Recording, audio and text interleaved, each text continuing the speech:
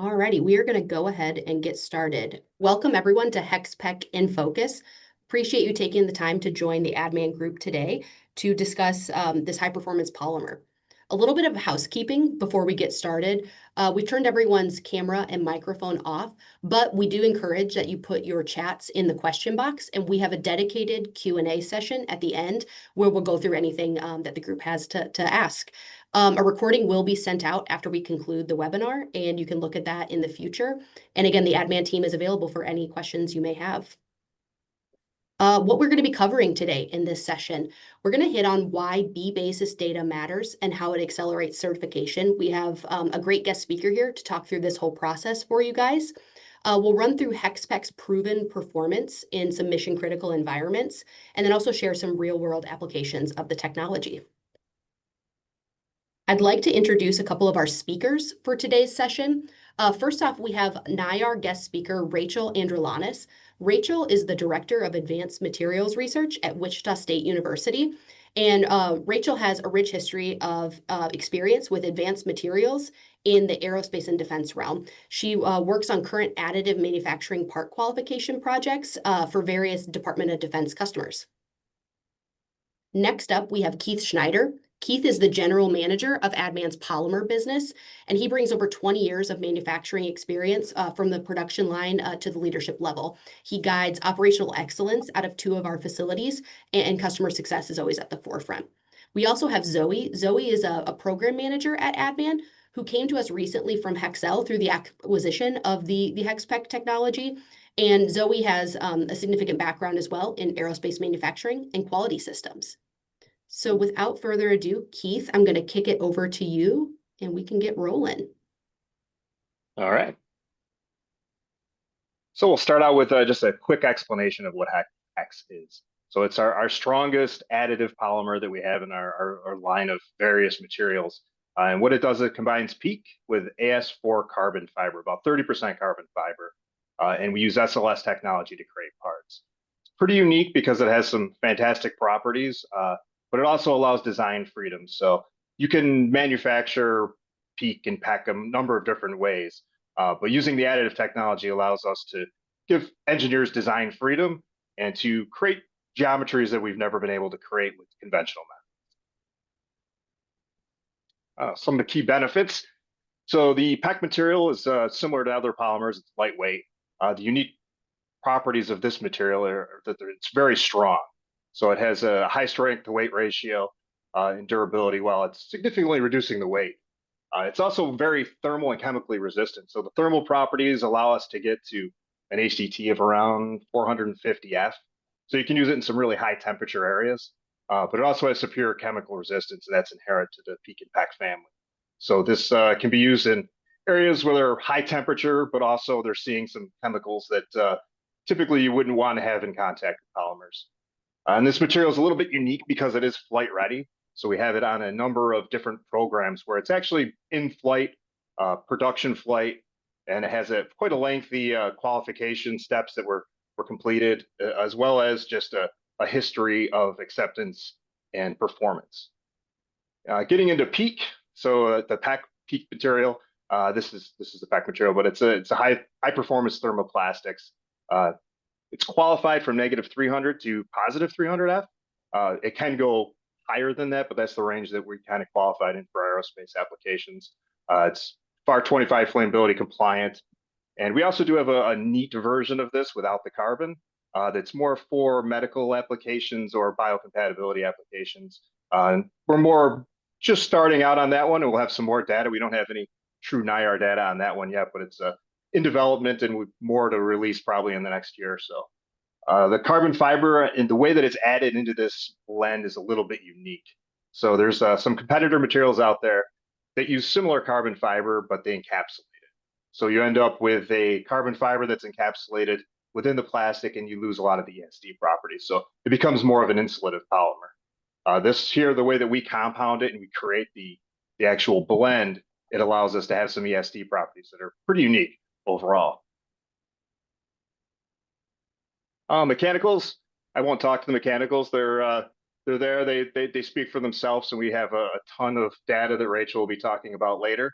The real world data where we pulled tensils and fatigues and just documented everything. So there's a plethora of data out there that we can use for all of FEAs to get real world performance prior to even printing the first part. So I think it's a little bit unique from a printing perspective. There's a lot of printing materials out there that have some data on them, but a lot of it's driven from the manufacturer, not from an independent third party. As far as how big of a part we can build, our machines are a little bit limited, but we can also do bonding applications and assemblies to create even bigger parts than this. But if we're creating a monolithic part, we're about 24 by 12 by about 20 is our maximum part size. The minimum thickness that we like to see is about 80 thousandths, and that's just due to the overall strength of the material. But we do post-machine probably 90% of the parts that we make in PEKK. So it is completely possible that we could generate in the SLS machine an 80 thousandths wall, but take it down to 30 thousandths with post-machining operations.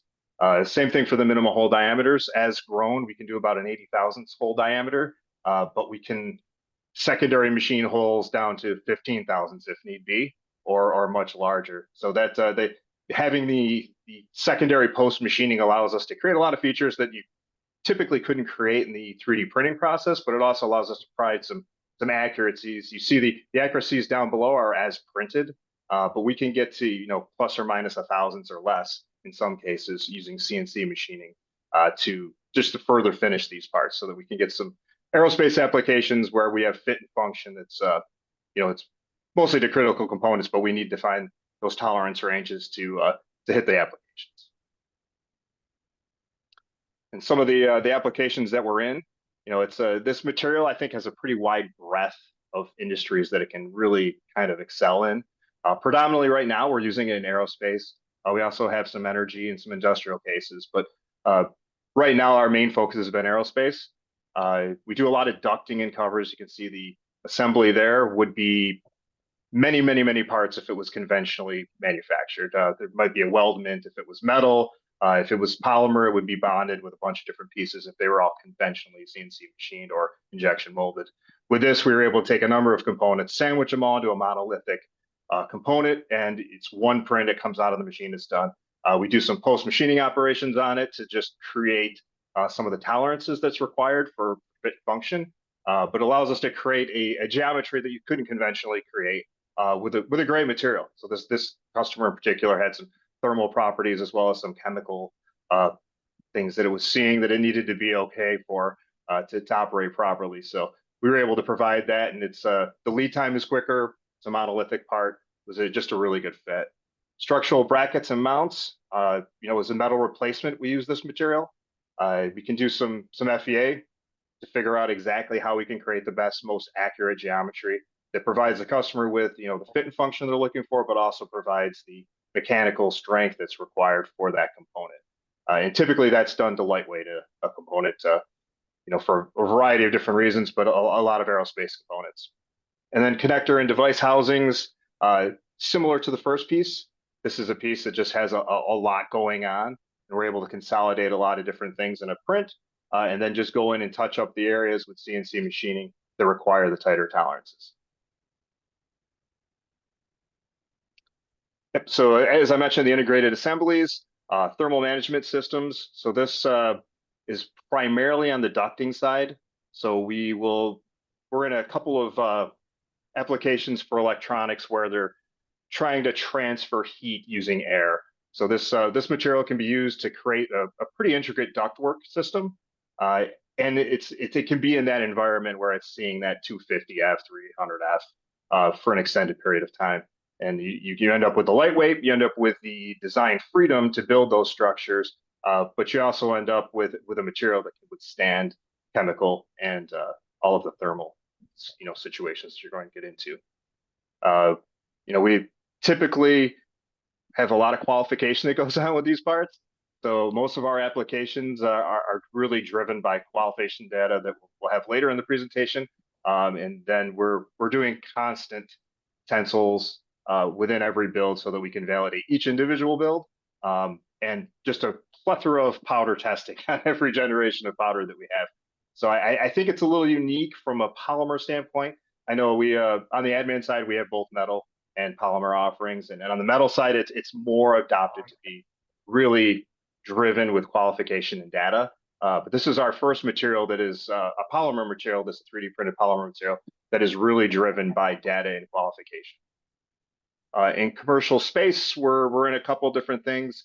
A lot of rapid reiterations and design iterations just to support our design teams, our customer design teams that are just constantly iterating designs. So they use this as an end part, but we're able, because we're 3D printing, we can every single build we can make it a little bit different part until they get on that design that they want. So a lot quicker than your standard conventional CNC machining or injectable. A lot of high temperature housings and just scalable. We have 8 machines that run this material.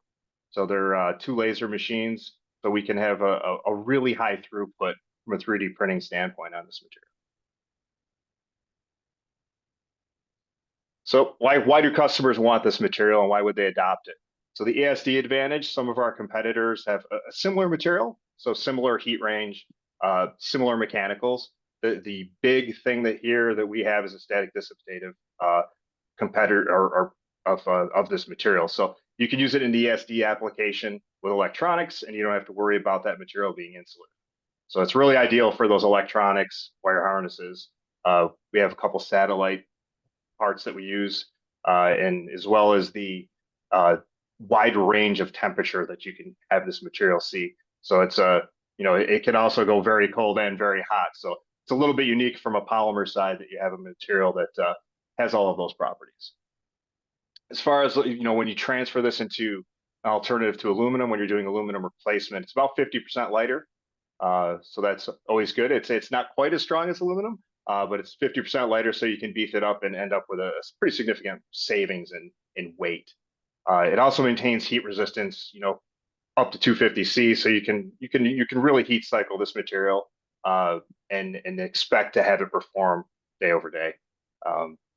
And the big thing is qualification ready and reliable. So the NIAR published B-basis design allowables is huge for this material. As you see later in the presentation, it gives engineers that sense of they know what this material is going to come out like every time. And we just have that consistency from build to build, and we can demonstrate that. And all of the B-basis allowables show that. Just a couple of parts here in press releases. So we're, as I mentioned, our primary industry right now for this material is in aerospace. So a number of production programs, flight programs, it's been approved on, long qualification process, but they're all in production now. So it's adopted, and a lot of that is because of the data that backs this material. So as I mentioned before, it's just a really data-backed polymer printed application or parts. So it's you're able to get this in, and it works really well when you're working with your larger OEMs, because you can prove that this material is always going to perform like this, and then the data sets that we'll provide with each print will back that. So it's more turn this one over to Rachel for a little bit more on all of the qualification and data that has been generated by her team. Hey, thanks, Keith. Thank you, everyone. I'm with Wichita State University, NIAR, which is the National Institute for Aviation Research. And I'm happy to talk a little bit about our efforts and how we contributed to the B-basis allowables for the HexPEKK material. Before I do that, I just want to kind of explain a little bit about the center that we qualify this material under. It's known as NCAMP, and it is a center here at WSU NIAR. It's a National Center for Advanced Materials Performance. If we go back, and I put some timelines in here just to kind of show you the history, we started this with a center we called AGAT, which is an Advanced General Aviation Transport Experiment. And this was for composite materials initially. And it was really looking at all these different entities. We're qualifying polymer composite materials with maybe slightly different fiber aerial weight and redoing all the qualifications over and over again. And really the industry got together and thought, we could be saving a lot of money, a lot of resources if we have one common qualification database. And it also allows other folks who wouldn't normally be able to afford to qualify a material to tap into that database for their own use. So that was started in 1995. We learned a lot. We qualified some materials through that process, But what happened was we realized that there was kind of some other pieces that we wanted to include, and that was a material and process specification, as well as a means of equivalency of basically a buy-in to the database. So that's where what we know now is NCAMP got started.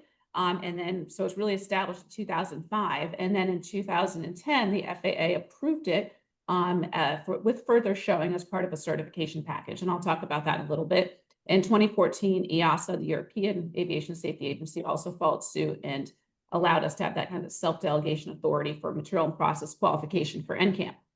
So we've been working in NCAMP, like I said, we started with composites. And about 10 years ago, the FAA, through some research programs that we have with them, came to us and said, we're seeing a lot of work on additive manufactured materials. Since it's additive is also a process sensitive material like composites, let's see if we can adopt what we did for NCAMP for polymers. So we did that actually for a different material extrusion process. It was an old 10 material. And that was the first one we did. They liked that we were developing their framework, and they came to us and said, okay, let's look at a different process, but we want to make sure it's a very relevant material that is a stable material and process that can be a specification can be developed against it. So that's where we looked across the industry, did many surveys. So worked with our partners, worked with the FAA, and that's where HexPEKK was actually selected to be the next NCAMP qualification. So we worked through that, and I'll talk about that a little bit later, but through FAA programs, various public steering committees to get to the point where we completed the full qualification.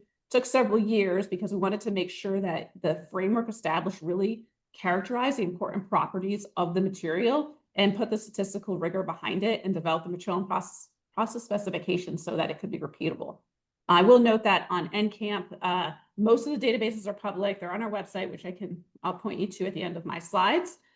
We also do other material types. Like I said, we started with polymer composites, but we do additive manufactured. We do polymers. We're continuing to do other polymers. We do metallic additive materials, ceramic composites as well. So you can go to the next slide, please. So a little bit more about NCAMP. So these are the memos, if you're interested to see what they say. But basically, the FAA and EASA will accept those specification design values that are developed through the NCAMP process. So in other words, if someone said, okay, I see these great databases, I want to design with this material, what they have to do is they have to prove that they can produce the same material, so equivalent properties. And once they do that, they are allowed to take the full qualification database and then incorporate that into their certification. So they don't have to repeat the full qualification as long as they show from a smaller data set that they are equivalent to that full set. And if anyone has any questions on that, I'm always happy to talk more about it and the statistical process that we use to go into the equivalency. And equivalency could be that there's a new machine and you just want to make sure that that machine is producing the same material as the original qualification. It could be that there's a slight change in the feedstock material and you want to prove out that you're still producing the same performance as before. So a number of different reasons why you might want to do an equivalency, just to show that you're producing that same material with the expected performance. Next slide.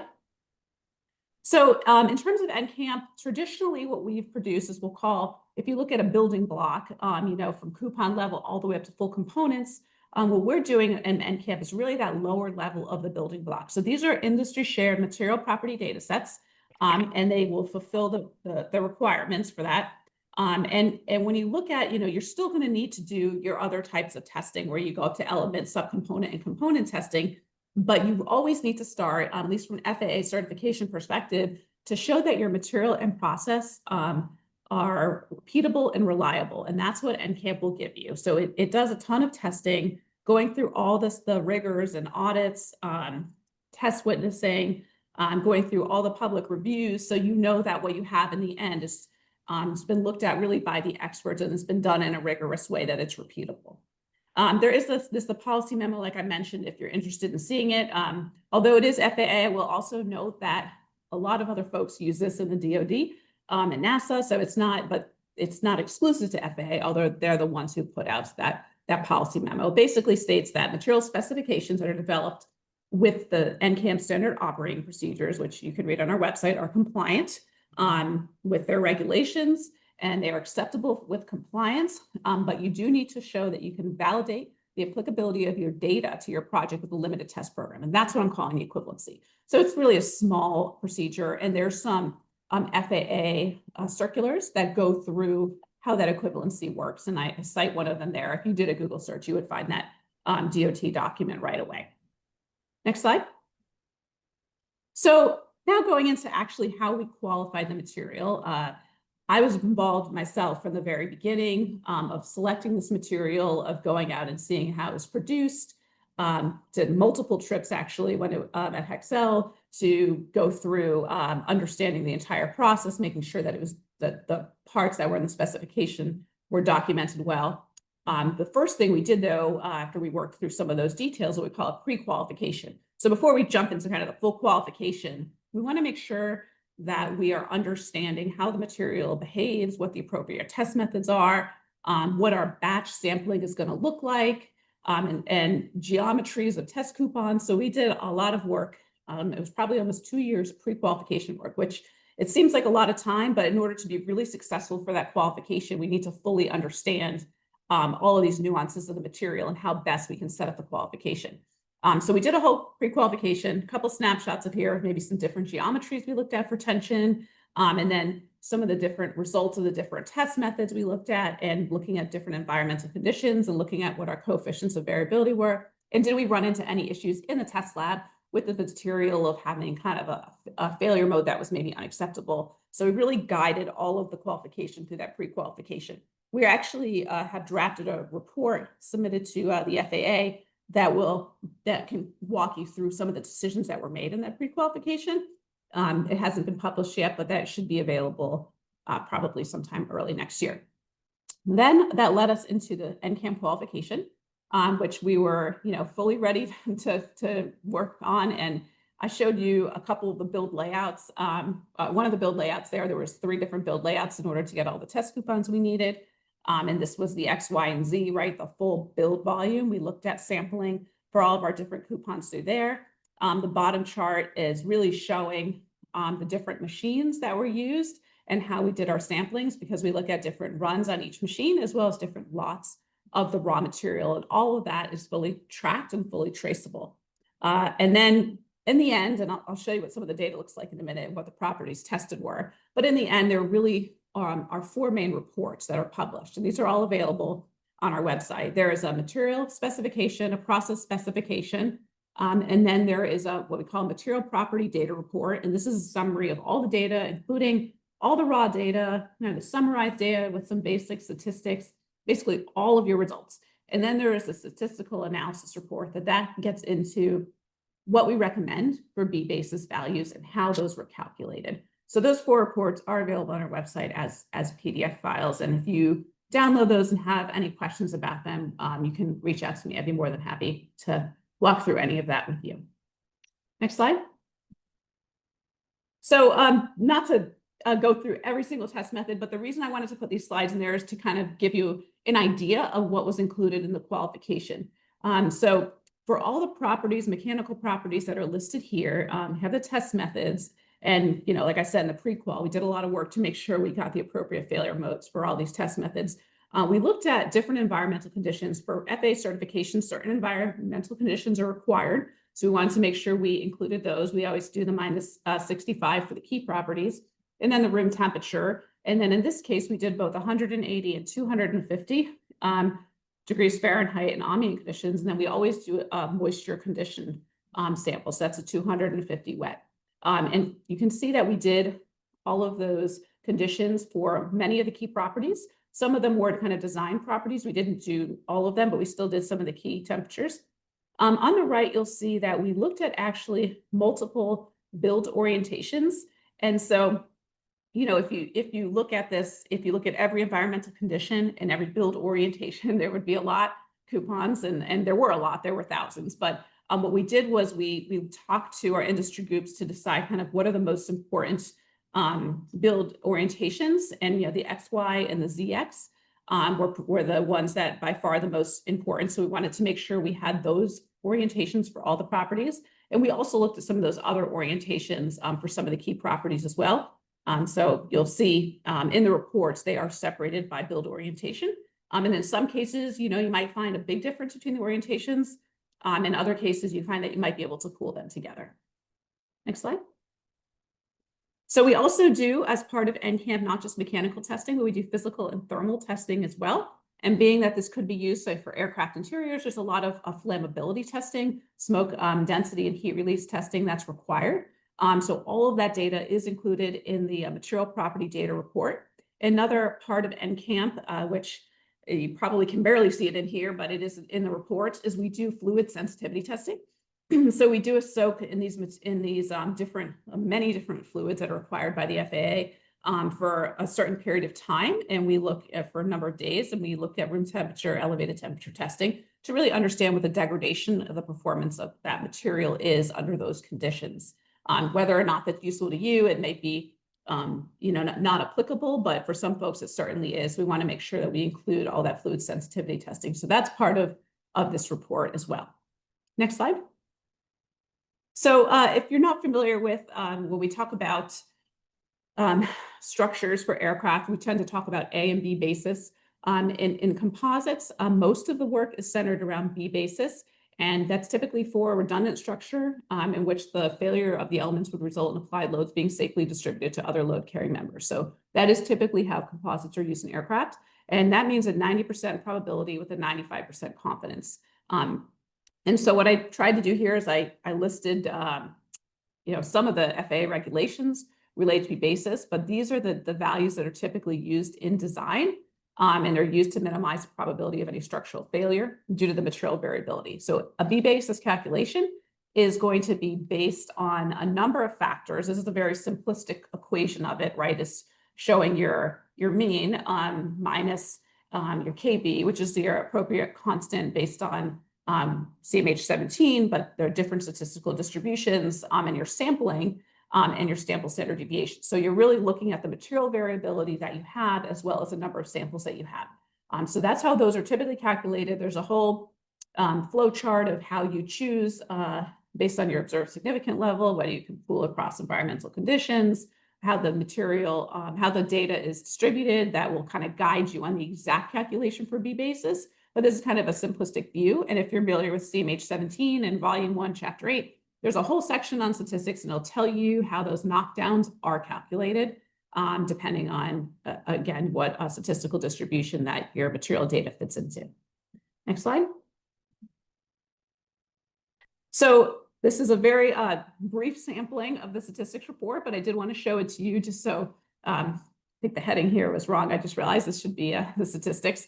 But this is from our statistical report. This is attention XY orientation. So what it'll do, if you see a chart like the one on the left, and there's a number of these in the report, you'll see on the bottom, you'll have the acronym kind of for that environment. So cold temperature ambient, room temperature ambient, elevated temperature ambient, all the way up to elevated temperature wet. So obviously you can see the difference in the properties being knocked down as you get to higher temperatures and moisture condition. You'll see kind of that scatter of the data, and you'll also circle any outlier, and these are statistical outliers, whether within a batch or across the whole pool of data. And then we'll start showing where those lines are, the B-basis lines, so you can see how it looks and how it was calculated. And all of those numbers are really representations of the table on the right. So you'll have your mean, standard deviation, coefficient of variation, the min, the max, number of batches, number of specimens. And then you have what they call basis values and estimates. So you'll see a case where there's, say, a cold temperature ambient, your B-basis value is calculated with a non-parametric method, and it's about 13 KSI. And then when you get over to, say, the elevated temperature ambient, in that case, there was only one batch of material. So based on our rules that you have to have so many, we're not giving a full B-basis value, but we're giving an estimate of what we think it would be. So you kind of see that difference between B-basis and B-basis estimate, really based on how we define B-basis values at NCAMP and CMH17 on the number of data you have to make it a valid data point. So that's just kind of a snapshot of how these things are calculated. Every table is a little bit different because every data set's a little bit different. And that's really based on how they're distributed, whether you see distinct batches of data. For example, you might see batch 1 for some reason is higher than batch 2. And if they're very distinct from each other, then you do a different statistical technique. Next slide. So this is the last main slide. I have that website at the bottom. If you do go to that website, you'll get to the main NCAMP website, and you basically scroll down to the bottom and find a page that says allowables and specifications. Click there, and then you'll see a section for additive manufacturing. You'll see HexPEKK listed. And then when you get there, you'll see these documents. And these are really the reports and the specifications that document everything that was done and how you would, how would these be used through lot acceptance, and what the B-basis values are. I will also note that if you're familiar with CMH 17, it was traditionally a composites handbook. They had expanded into non-metallic additive materials. Started a few years ago in developing that handbook, and it has not, the first version has not been published yet, but it is in work and it's getting closer to publication. This data set is submitted to CMH 17, so hopefully you will see this data set in the tables of CMH 17 when it is released in a year or two. I don't remember the exact date, but this is going to be one of the very first data sets to be considered for release in that handbook. So I believe that is my last slide. So I will turn it back over to you. All right. So give you a little sales slide here now, just to end everything. so partnering with ADDMAN, I think is we're pretty unique that we have end-to-end capabilities. You know, from an additive and from a conventional standpoint, from just overall what we have to support. We can go from R&D to serial production. And a lot of times we combine those. So we will, you know, bring in a 3D printed HexPEKK part, be doing the prototypes on one machine and then working on fixtures and CNC machining for the serial production in parallel to condense that overall lead time of the program. We can work on designing parts. We can work on DFAM for additive. We can also bring in a lot of traditional manufacturing methods with these parts to bond and test the CNC machine and really support our customers. And we do that primarily at the Harbeck location, the New York location of ADDMAN, where we have all of that under one roof, right from starting the printing to the serial production will all be completed right there. We have a lot of material expertise across PEKK and PEKK. So at that site, we've been injection molding and CNC machining PEKK and PEKK for about 30 plus years. So the jump here to bringing this in and using SLS of PEKK on this HexPEKK material has been something that's been adopted pretty quickly, and that we have a pretty in-depth support group of machinists to be able to do all of the machining and bonding and all of the secondary operations required for it. You know, also we have the flight heritage. So these have been flight qualified. All of these parts have hours and hours and hours of safe flight time on them. So we have that data, just the proven track record of success with these parts. And the last thing that I'll mention here on this slide is just the validation and the documentation to support all of these programs. It's typically something you wouldn't see in a polymer additive offering, but we're able to do that and provide that for our customers. I think the big key takeaways are the proven performance. We have the NCAMP data, B-basis, and it's trusted and in use in a number of production OEM aerospace programs. We have a little bit of engineer advantage, I believe, on the material itself from a, you know, the ESD and all of the wonderful strengths of the PEKK material and the thermal stability as well as the chemical resistance. And we're partnership ready. We're actively looking for new big programs for this material, where we can jump in and just work with our customers right from the inception of the R&D prototype all the way through that serial production. We'll open it up for any questions. All right, everyone, the Q&A box is open. It looks like we have a few in there, but continue to funnel any questions and the group here can start answering them. All right, so first question I see here, Keith, actually I'm going to direct to you. It's a question on program scale, and the person's asking if ADDMAN has capacity to support just prototypes or if you can do high production volume work. Yep, so we support both in this material. Primarily in the HexPEKK material, we have 8 machines that run just this material currently. And as far as any capacity beyond that, we have space to add machines. So if you need 30, we're good for 30. We'll get that program started right away. And any conventional machining or secondary operations that are required, we can scale that up relatively as well. Got it. It looks like we have a question here about one of the earlier slides. There's an image that looked like a hex cell core. Can you talk about that part a little bit? See if I can find the one in question.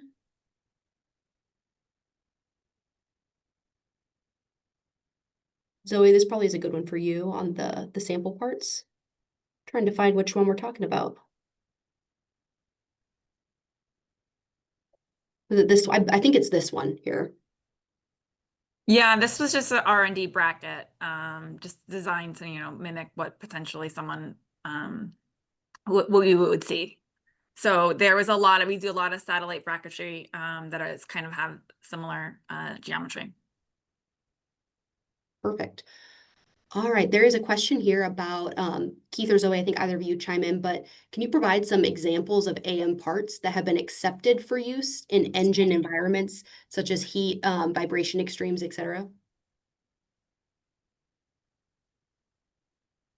And so engine environments, I mean, I know we've done a lot of ducts that are in flight.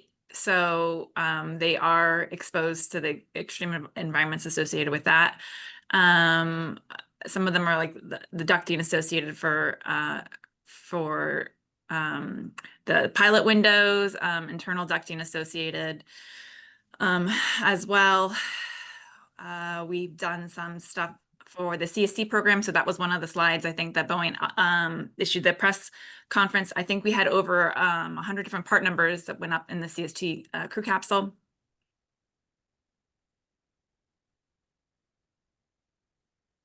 Got it. I don't know if we built anything directly on a jet engine yet, or I don't know if we have anything on that proximity, but depending on where it's located on the engine, I think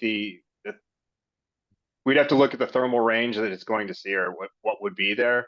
But it's definitely something. I don't know about a jet engine, but definitely if it's on like a diesel engine or a gas engine, I think it's something that would definitely be possible.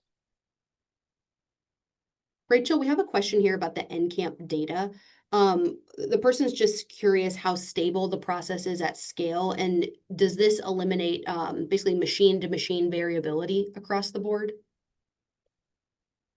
Well, let me start with the machine-to-machine variability. So part of the reason, right, when we do NCAMP, we don't just do it on one machine, right, is because we want to understand what that machine-to-machine variability is. And we determined that we wanted to get at least 3 machines in. So that's what was done in the original qualification.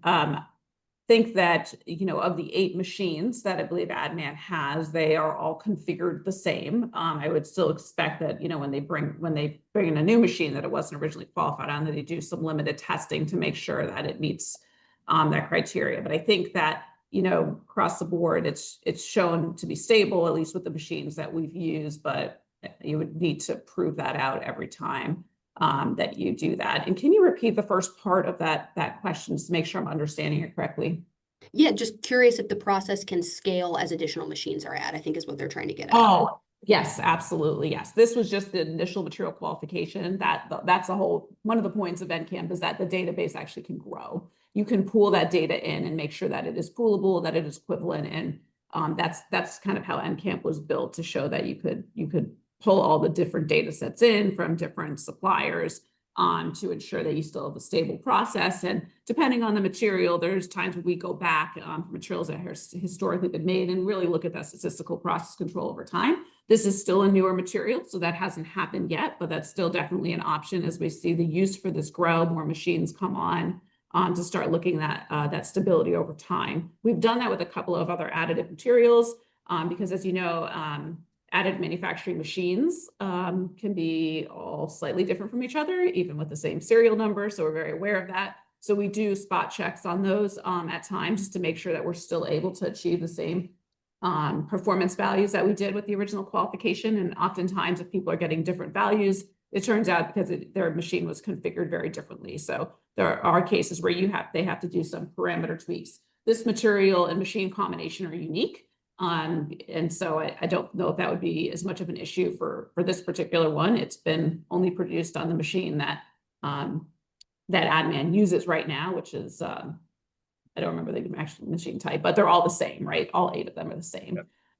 So, if you had a different type of machine, then you would have some work to do to make sure that you do a parameter, a window study to make sure that you understand and get the same performance from the material. Got it. Zoe, I think this is a question for you. So the attendee is asking if we could comment on unfilled HexPEKK material and what types of applications that would be suitable for, and then what's kind of driving the development of the unfilled HexPEKK material. Yeah, so the unfilled HexPEKK material, the biggest difference is the ESD, right? So you'll have something that's more, that's not going to have the ESD values of it. And because it does not have the carbon in it, though, you will have a lower tensile strength. And so we are still, in the process of trying to determine the allowables associated without the reinforcement of the carbon. Perfect. And then there's a follow-up question on when it could be commercially available. I think that probably depends on the scale of what of what we're being asked to provide. Yeah. Yep. Yeah, we have it, but we haven't done the testing. So if we have to do a lot of testing, there would be a lead time associated with the testing.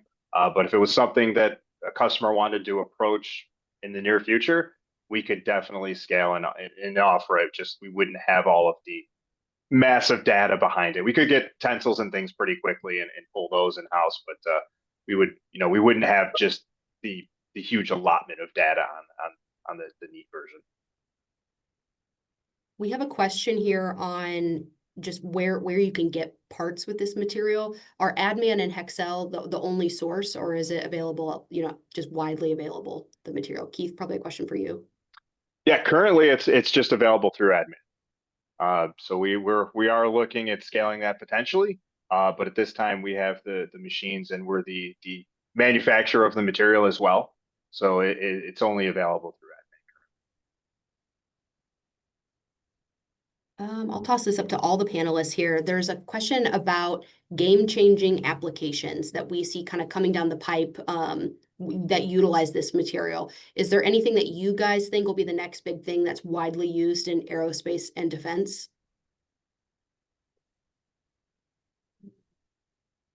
It's a good one. Yeah. I think where we're utilizing it now in aerospace, it's a pretty good fit. I think the game-changing part of it is acceptance grows. Is going to be consolidation of components, and then just more acceptance around CNC machining, post-machining to hit the tolerances. Currently, I think additive has at least polymer additive has more of a stigma of not having the accuracy, which in some cases it is true if you're looking for sub 5,000 accuracy. So I think those applications will grow as assemblies are, condensed into monolithic parts, and we add more and more CNC machining to finish these, just to hit those tight aerospace tolerances. As far as an application, I don't have a good one, but I think that's how we're going to get there for more acceptance. Yeah, and I would also say, with the eVTOL drones that are coming out now, I think there's a lot of application as well. I mean, it's still aerospace, but it's a little bit of a niche that, we've got the lightweight aspect of it. So I think that would be another good application. For sure. All right, we have a question here on the B-basis effort and just how is that funded and how large of like a commercial and financial lift is it to do a qualification like this? Rachel, probably something up your alley. Sure, yeah. So this qualification was funded through the FAA Research Center.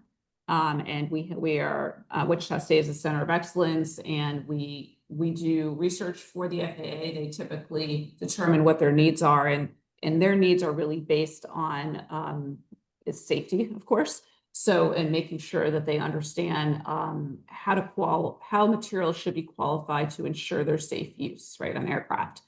So what we're doing is we're doing the research that will hopefully inform on, any future, whether it's a regulation or a memo or even an SDO document, right? That's going to help provide guidance to the aviation industry. And in terms of, how much this costs or how long it takes, it is variable because this material and process was the first one. And that's why the FAA was interested in it. They don't fund typically material qualifications. They're interested in the framework and how this type of material could be qualified in order to provide that back to the FAA and industry. So this was the first one. So because of that, we did a ton of what we called the pre-qualification work. So it ends up being more expensive because of that process, and it takes longer. If you have an established process, which we have more and more of, it can be a much quicker process. The thing that took the longest during the qualification is the moisture conditioning, because you have to wait to reach equilibrium over 7 days. So that tends to take the longest of us just waiting for that time to happen.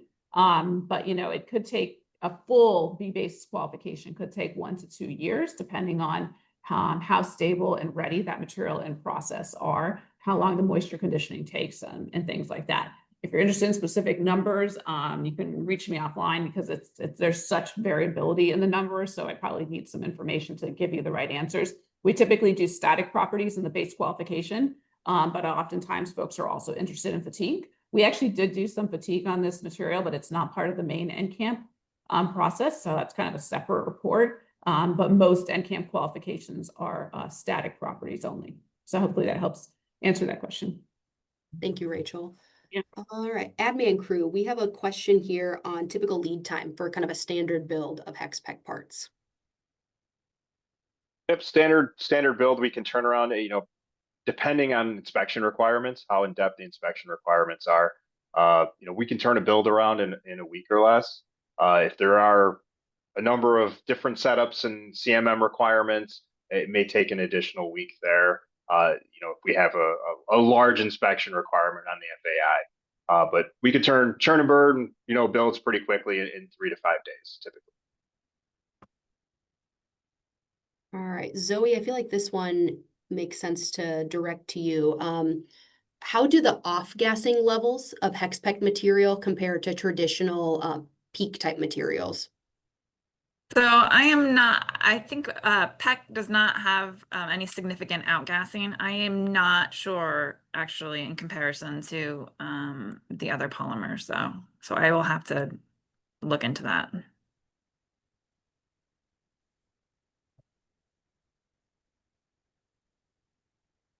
All right, so it looks like we have burned through all of the questions we have in queue. If there's anything else, keep it coming. We still have some time here for the group, but otherwise, if nothing comes through, we appreciate the time here, everyone, and thank you for joining. As a reminder, the presentation will be sent out to everyone who attended, as well as the recording, and everyone here is available for follow-up questions if we have them.